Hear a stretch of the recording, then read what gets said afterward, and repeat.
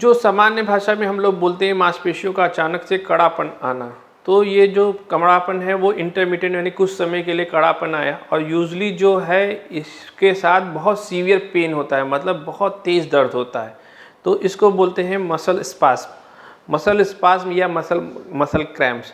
तो ये एक सामान्य बीमारी है। तो ये अचानक से कभी भी हम लोग सभी के जीवन में कभी कभी क्या होता है, अचानक से मसल क्रैम्प हो गई, मसल जो है कड़ी हो गई, छोटी हो गई और साथ में बहुत तेज पेन हुआ, तो इस तरह का परेशानी होती है। तो ये एक सामान्य बीमारी है, सबके जीवन में कभी न कभी हो सकती है। इसका कारण क्या होता है, ज़्यादातर कर्म में ये कारण होता है कि कभी कभी शरीर में पानी की कमी होने की वजह से, या इलेक्ट्रोलाइट के डिसबैलेंस होने की वजह से, या फिर कुछ विटामिन्स की कमी की वजह से, ज़्यादातर इन्हीं वजह से ही ये सामान्य मसल क्रैम्प्स होते हैं। रात के में सोते समय जो होते हैं मसल क्रैम्प्स बहुत कॉमन होते हैं, लोग नॉक्टर्नल लेग क्रैम्प्स बोलते हैं। तो जब ये ऐसे मरीज आते हैं कि जिनको इंटरमिटेंट जो मसल क्रैम्प्स होते हैं, तो ये हार्मलेस होते हैं। यूजली इसमें क्या होता है, अगर कभी कभार एक ओकेजनल होते हैं तो हम लोग बोलते हैं स्ट्रेचिंग कर लो, जो उस मसल को हो रहा है उसका उल्टा होता है। सब लोग ये तो सामान घर पे सब लोग खुद ही करते हैं, मसल टाइट होने लगी तो उसको स्ट्रेच कर लिया और स्ट्रेच करने के बाद वो ठीक हो गई। लेकिन अगर ये बार बार होते हैं तो पहला तो यही स्टेप्स है कि इनको विटामिन्स और मिनरल्स और सब चीज़ों को देख लिया, टेस्ट कर लिया, जो कमी हुई थायराइड की वजह से भी हो सकती है, दिक्कतें हो सकती हैं, उन सब का करेक्शन किया तो ये ठीक हो सकती है।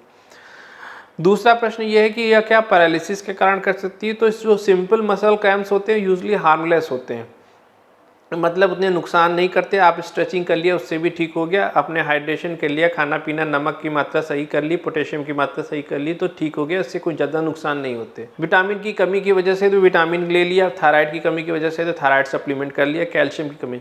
लेकिन कभी कभी इनके पीछे कुछ सीरियस बीमारी के भी लक्षण हो सकते हैं, जैसे कैल्शियम की कमी हो सकती है। कैल्शियम की कमी जो होती है विटामिन डी की वजह से भी हो सकती है। पैराथायराइड हार्मोन के हाइपर एक्टिविटी या हाइपो एक्टिविटी इसकी वजह से हो सकती है।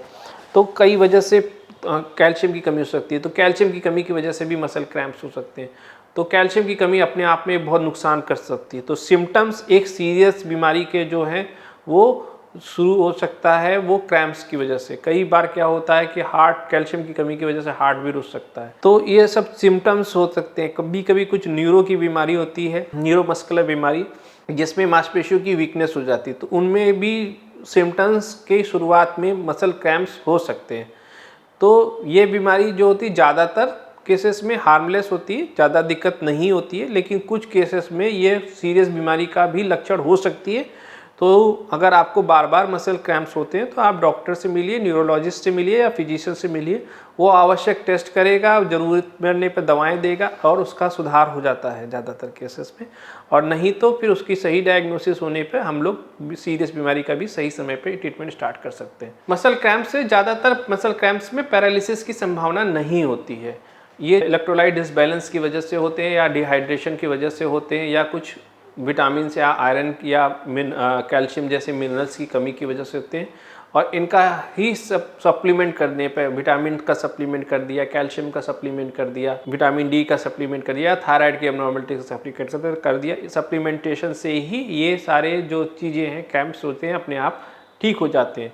कुछ विशेष क्रैम्प्स जैसे कि हमने बताया कि वो मसल्स की डिजीज़ के भी लक्षण होते हैं, उनमें पैरालिसिस यानी वीकनेस हो सकती है, पर वो उनकी संख्या लाखों में कुछ होती है, तो उतना ज़्यादा चिंता की बात नहीं। ज़्यादातर वाले दो अपने आप ही होते हैं।